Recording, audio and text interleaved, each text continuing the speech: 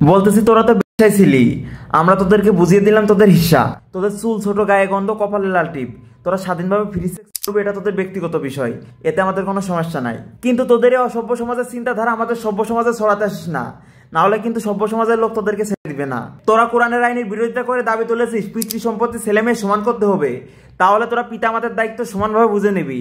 আর একজন পুরুষ যেভাবে সংসার চালানোর জন্য টাকা পয়সা জোগাড় করে, ঠিক একইভাবে তোরা পরিবারের জন্য পুরুষের মতন সমানভাবে টাকা পয়সা জোগাড় করবি। কিন্তু শুধু তোরা দিলে হবে না, এই আইন তো শুধু তোদের জন্য প্রযোজ্য হবে না, এই আইন বাংলাদেশের প্রত্যেকটা নারীর জন্য প্রযোজ্য হবে।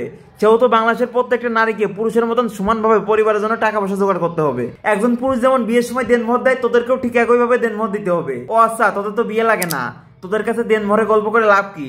তোরা তো বিয়ে বাঁধে। তোরা একটা দাবি তুলেছিস তোদের পোশাকের স্বাধীনতা লাগবে, তোদের বডি তোদের চয়েস, তোরা পোশাক পরবি না ঘুরবি এটা তোদের ব্যক্তিগত বিষয়, এই বিষয়ে আমাদের কোনো সমস্যা নাই। তোরা মেরিটাল রেপ নামে আর একটা অযৌক্তিক দাবি তুলেছিস, এই দাবি অনুযায়ী একজন স্ত্রী তার স্বামীর বিরুদ্ধে ধর্ষণের মামলা করতে পারবে। তোরা জবাব দিয়ে যাবি, একজন স্ত্রী যদি দাবি করে তার স্বামী তাকে ধর্ষণ করেছে, তাহলে তোরা কিভাবে প্রমাণ করবি?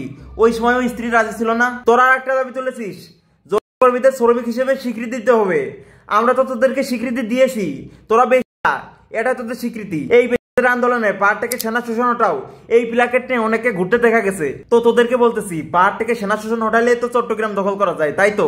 আমরা দেশের অধিকাংশের জনগণ বলতেছি, যদি প্রয়োজন হয় পাহাড়ে আরো 5 গুণ সেনা শোষণ বাড়াবো, পারলে চুল ছিঁড়ে দেখা। এই প্ল্যাকেট হাতে করা প্রত্যেকটা ভারতের দালাল, এই শাহবাগীরা সুশিক্ষায় শিক্ষিত হতে পারে নাই, তাই তোদেরকে বলতেছি, বাংলাদেশ একটি গণতান্ত্রিক দেশ, যেহেতু বাংলাদেশের অধিকাংশ নারীরা মুসলিম, সেহেতু এই অধিকাংশ নারীরা যেটা সিলেক্ট করবে বাংলাদেশের আইনে সেটাই বাস্তবায়ন হবে। অতএব তোদের এই অসামাজিক দাবিগুলো তোদের। ধন্যবাদ।